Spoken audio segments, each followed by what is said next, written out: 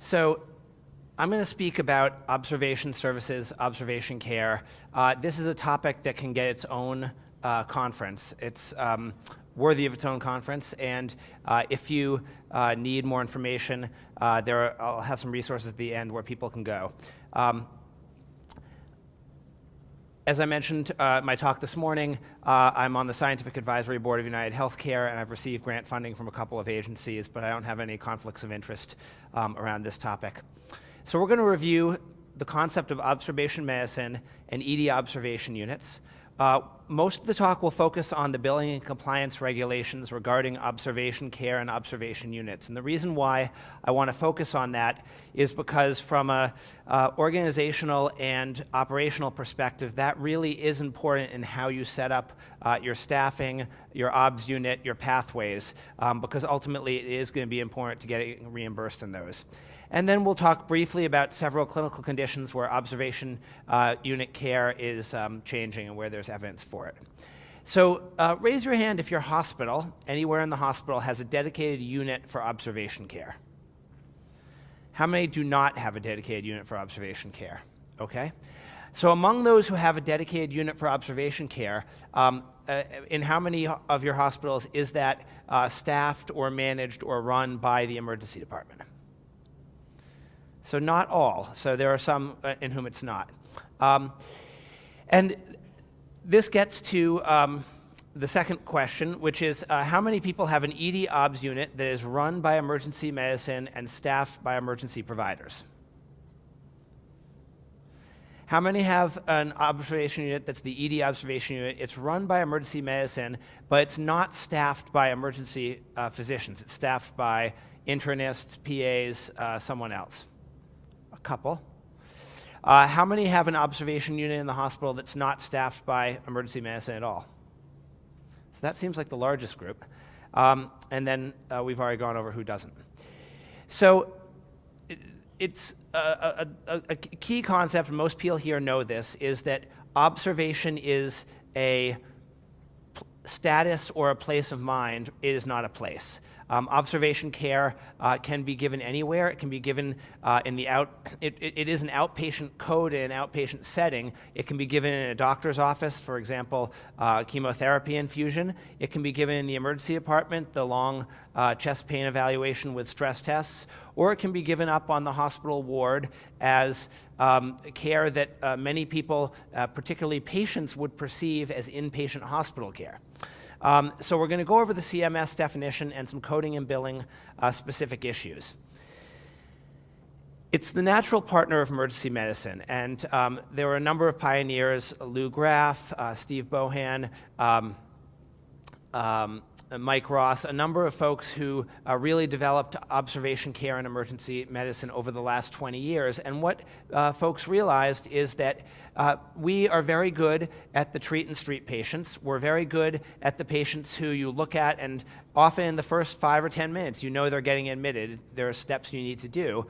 But that even after our full evaluation with our CAT scans, with our high sensitivity troponins, and all the other things that we have, there is still a subset of patients who we need more time. And that's where the emergency department and the emergency medicine model sort of ends. And so that's where observation medicine begins. If you think about the average ED length of stay, it's 2 to 3 hours for a discharged patient, maybe 5 or 6 for an admitted patient. The average hospital inpatient length of stay is 5 days and falling, with a median of probably 2 to 3 days. And about half of hospital inpatients come from the ED. Hospitals are often not paid for inpatient stays less than a day. So what do we do with patients who need somewhere between 6 and 24 hours of care? And that's really where observation medicine falls in. So I hate reading slides, but I think these next couple of slides are important because the definitions have changed with CMS, and it's very likely in the next couple of years there may be further change and clarification. But in 2009, the CMS observation definition expanded. And this is from the CMS definition. It's a well-defined set of specific clinically appropriate services which include ongoing short-term treatment, assessment, and reassessment before a decision can be made regarding whether patients will require further treatment as hospital inpatients or if they are able to be discharged from the hospital. Observation services are commonly ordered for patients who present to the emergency department and who then require a significant period of treatment or monitoring in order to make a decision concerning their admission or discharge. And so that really gets at the crux of the matter. Observation is about that decision to keep the patient as an inpatient or not. It should not be used for someone who has a prolonged outpatient emergency department visit where you need to run 4 or 5 tests and it may take 10 hours, but you know there is no chance they're getting admitted. And at the same time, it's not appropriate for patients who really need to be admitted as a status to hold them. They're only covered when ordered by a physician, and the decision whether to discharge a patient from the hospital following resolution of the reason for observation care or to admit the patient as a treatment inpatient can be made in less than 48 hours, usually in less than 24 hours. And so you can do observation services up to 48 hours. Most people who've set up emergency department observation units really limit it to 24 hours because from an operational perspective, those longer lengths of stay are very difficult operationally, and it's much easier if you have lengths of stay somewhere between 8 and 24 hours. A 2010 update to the Medicare definition for the facility observation clarified a few other things. So it clarified that a hospital begins billing for observation services as the clock documented time in the patient's medical record, which coincides with the time the observation services are initiated in accordance with a physician's order for observation services. So the key aspect from the ED observation unit is that physician's order to place the patient in observation care. Additionally, there are some editorial changes to the manuals that remove references to admission, observation status in relation to outpatient observation services, and direct referrals for observation services. These terms may have been confusing to hospitals. The term admission is typically used to denote an inpatient admission and inpatient hospital services. For payment purposes, there is no payment status called observation.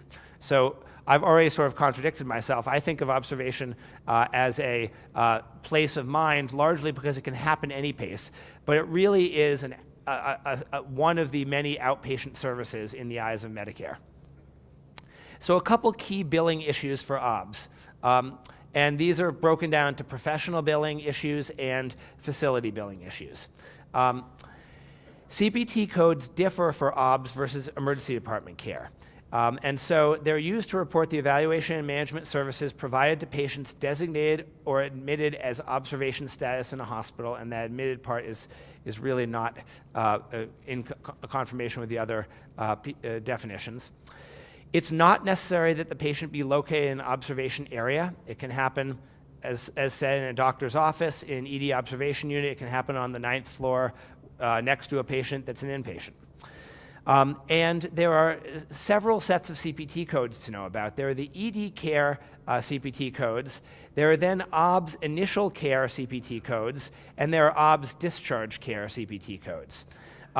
The OBS discharge care codes are sort of unique in the outpatient setting because really what those are giving reimbursement for is the work of discharging a patient and the work that goes into that. And I'll have a little more information about that. So the initial OBS care has one set of CPT codes. It includes the initial evaluation and management, documentation requirements, and payment levels that are similar to, and they're sort of similar to emergency observation and inpatient CPT codes. When observation status is initiated in the course of an encounter in another site of service, such as in the emergency department, what most of us are doing, that evaluation the H&P from that can count towards the observation status. The observation care level of service reported by the supervising physician should include the services related to initiating observation status, providing in the other sites of service, as well as the observation settings. And the thing to know is that the CPT codes increase in level of work and in reimbursement, and based on the way your unit may be set up and the way that you're billing, the the higher level codes bump the lower level codes. So we're all familiar that from a CMS perspective, the ED codes get bumped on inpatient admission, but the same can be true for an observation patient, depending on how your unit is set up and how your providers are seeing patients and billing. So observation discharge care has a separate set of codes. Observation care discharge of a patient from observation status, and these are the things that are included: final examination of the patient, discussion of the hospital stay, instructions for continuing care, and preparation of discharge records. All things that we would typically do when discharging a patient from OBS, but those are important to have in your documentation for a discharge from OBS, because that's what people are going to look at in audits. Observation and inpatient CPT codes recognize the work of discharging a patient. The discharge work is over and above the work of the initial H&P. And we'll explain this when we get into sort of how you can bill these things in a one-day stay versus a two calendar day stay, and what you can do with different types of providers. So another set of CPT codes exists for observation discharge. So this slide was repeated. So the 7 observation CPT codes, there are 2 that go into a 2-day case, and then there are a series that go into a 1-day case. And what these refer to is whether or not the patient's visit crosses the midnight threshold. And for emergency medicine, this is particularly common, because many of our patients show up in the afternoon, we do our workup, and we're going to keep them in OBS overnight. It's not always the case, but very frequently you'll have a less than 24-hour OBS stay that crosses a 2-day calendar line. And so there are different codes that you can use for that. So a couple rules you need to know about using these. The first is you cannot bill a single provider cannot bill 2 and E&M codes on the same calendar day. So if I see Mrs. Jones with chest pain at noon in our ED, she is put in our OBS unit. We do a 6-hour troponin, and we get a stress test. And at 9 p.m., we've been very efficient. She is ready for discharge. I could not bill and be reimbursed for both the ED visit and the OBS care if I'm providing all of that care. So what happens if a patient has both the initial ED care and the observation care on the same day? This violates the same-day rule. What happens if a patient has both the initial OBS care and the observation discharge care on the same day? This would also violate the same-day rule, because there are different codes for the initial OBS care and for the discharge care. So the solution about how you do this, and really, this is sort of in the billing and compliance piece, but it can affect how you set up your OBS unit. The solution depends on how you set up your unit and who staffs it. And so it's important to think about, are the people providing the OBS care and the OBS discharge in the same group, meaning same tax ID, and in the same specialty. And this is using recognized specialty codes. I will have a couple examples here. So in the 1-day example, that's someone comes in, starts their ED visit, gets put in OBS, and discharged all within a calendar day. You have to use a combination code that includes both the OBS care and discharge care, and that is reimbursed more than your ED code and will bump your ED code, unless you have set up your OBS unit in a way that you have a separate group of providers. So for example, if you've hired internists to do this, who are going to provide the OBS care. So that's not the way that most ED OBS units have traditionally been set up, but there are a number of places that are starting to do that, where they have their OBS unit, and it may be run by the Department of Emergency Medicine, or it may be run by the hospitalist service, but the physicians, PAs, and folks who are providing care in the OBS unit are under a different business entity and a different specialty. And in that case, you can actually bill for a separate, you can bill, the ED provider can bill the ED visit, and the internist, geriatrician, whoever's staffing the OBS unit can bill the OBS code in the same day.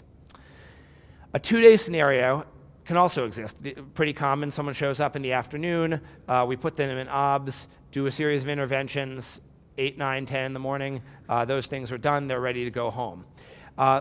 under the single group providing OBS care, the single emergency department group, you can use 2 codes, because you can get the initial E&M code on the first day, and then you can use the OBS discharge code on the second day.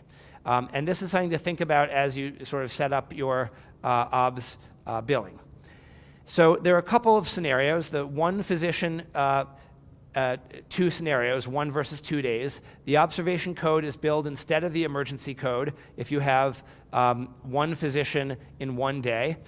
And the incrementally added work of observation is covered by the observation discharge codes.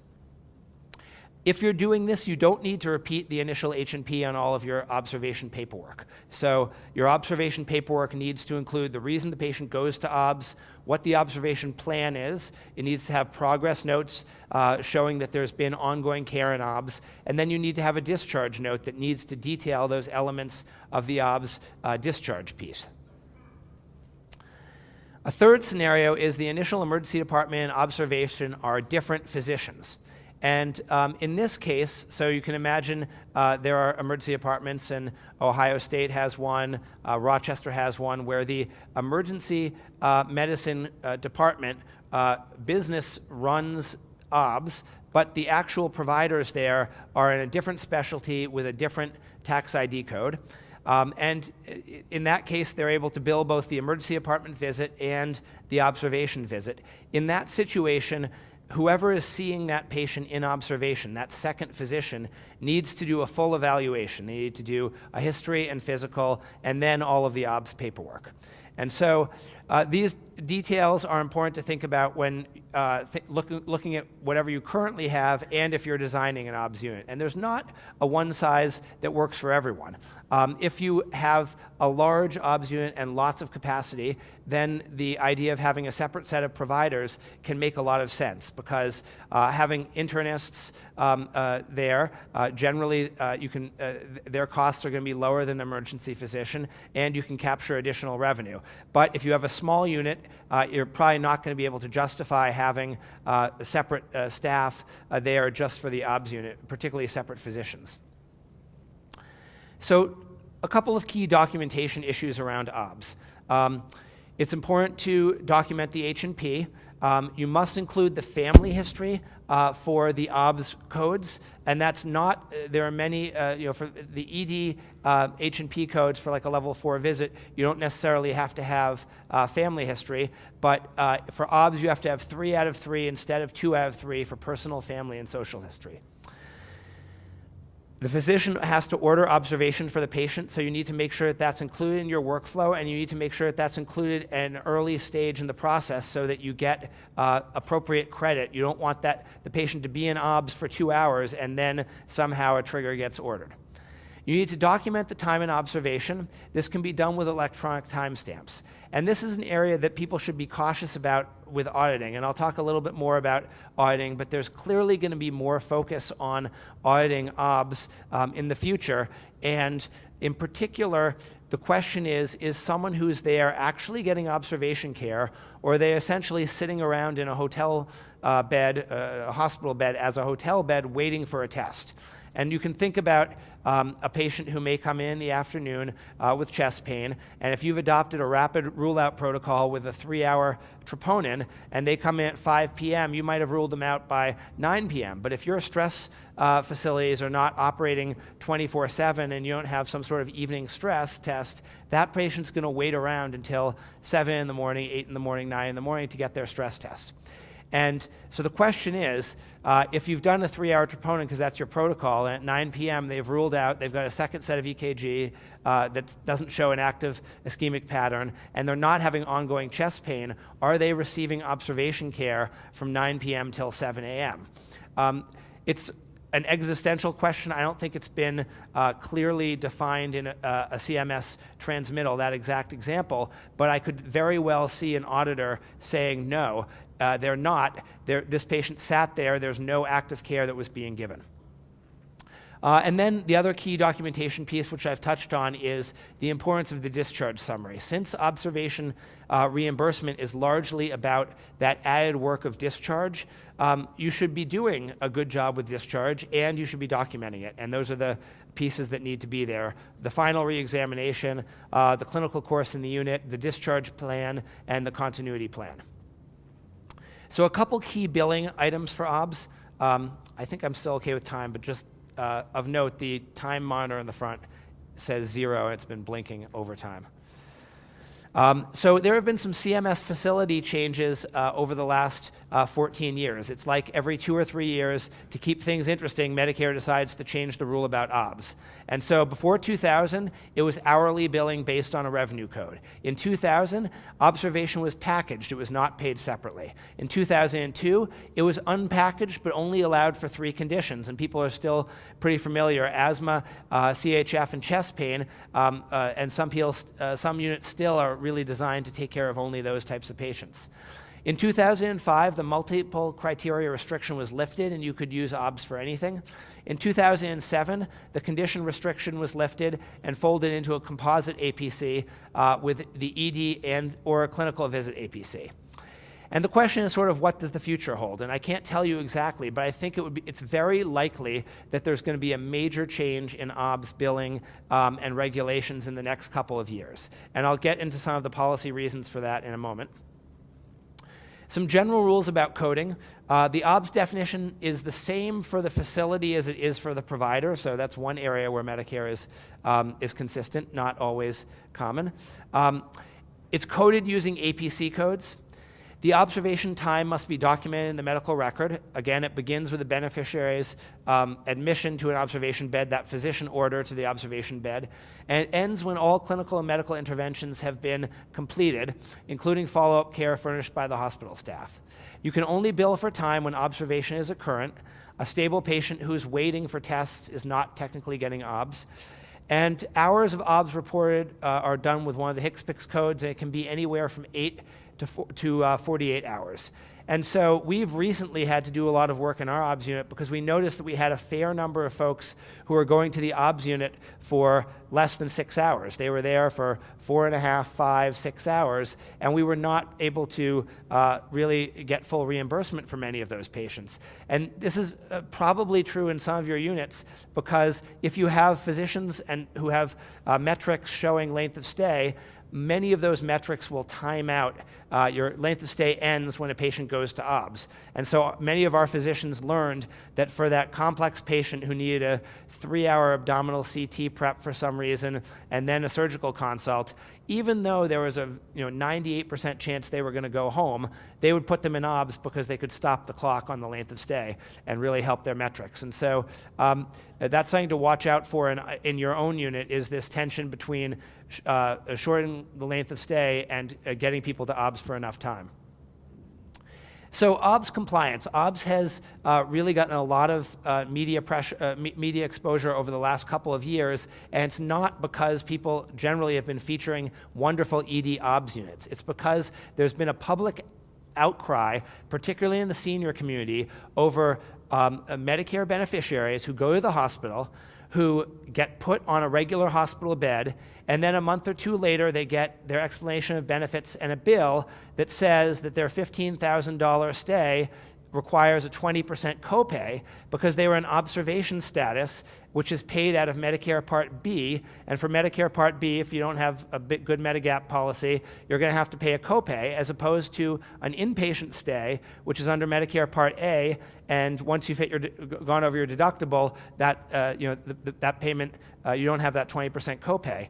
And so there have been a series of these cases. There have been a number of newspaper articles in local newspapers, all of the same sort of, here's the patient, and then they show their itemized bill, and it ends up being a huge bill. And the patient, for all intents and purposes, thought they were admitted to the hospital. Either no one told them, or it was not made very clear in the way it was explained. And this has happened enough that there's now a class action lawsuit that is undergoing against Medicare from a group of seniors to whom this has happened. The pressure for hospitals to do this comes from something called the RAC. Who knows about the RAC, the Recovery Audit Committee? So a good number of people. This is one of Medicare's audit programs. It's a bounty hunter system. They have a series of auditors, companies who this started out in 4 states in 2005 and 2006, and they can retrospectively look at a hospital's admissions and say they did not meet inpatient criteria using the Medicare manual and Interqual, and we are going to retrospectively, after looking at 50 of your admissions, we're going to say that 20% of them didn't meet inpatient criteria, and we're going to look at all of your payments for the last couple of years and downgrade 20% of them or 40% of them, and that ends up being a huge hit for hospitals. And so hospitals that have gone through this, big teaching hospitals, hospital systems, have faced multi-million-dollar fines. And so now hospitals are proactively thinking about this, and if your hospital is not already looking at what many people are calling leveling, at the time that a patient's brought in, making sure they're in the right status, inpatient or OBS, you're definitely behind the curve. The third thing that's putting a lot of pressure on OBS is readmissions. So the readmission metrics, these 30-day metrics that were designed to decrease the use of readmission, all count, with the current way they're designed, do not count observation status. So January 1st, grandma comes in for CHF. January 15th, she comes in, she's inpatient admission. That counts as a readmission. If she comes in on the 15th and she stays in OB status, it doesn't count as a readmission. Same bed, same hospital, 36 hours, but just that technicality. And so there's another strong reason for hospitals to do this. So what are the Interqual criteria? It's a big, thick book. It's produced by McKesson. It is proprietary. It's subscribed to by payers and hospitals. It's not intended to supersede physician judgment, but it lists specific things that are typical of care that would require an inpatient care. So for example, a patient with pneumonia would need to need inpatient status. They would need to be getting IV medications, IV infusion, and have certain vital sign abnormalities. It's used by case managers and used by the RAC retrospectively. Of note, it's not supposed to supersede the Medicare hospital manual, which is supposed to be, the CMS hospital manual is supposed to be the gold standard. And this is the definition out of the CMS manual. I'm not going to read through it, but it's a little bit broader, and that is the ultimate CMS authority. So what about inpatients who don't meet inpatient criteria? A physician may order a beneficiary to be admitted to an inpatient bed, but upon subsequent review, it is determined that the inpatient doesn't meet those criteria. There is a way to go back and put the patient in OB status and not be at risk of the fury of the RAC, but the danger of that is that you lose whatever time elapses until that administratively happens, and you can't bill anything for that. So if I put at 6 p.m., if I put a patient with COPD inpatient status, and the utilization review comes around at 7 p.m. and says, Jay, this patient doesn't meet inpatient status, change them to OBS, well, we can put them in OB status, and we've only lost an hour.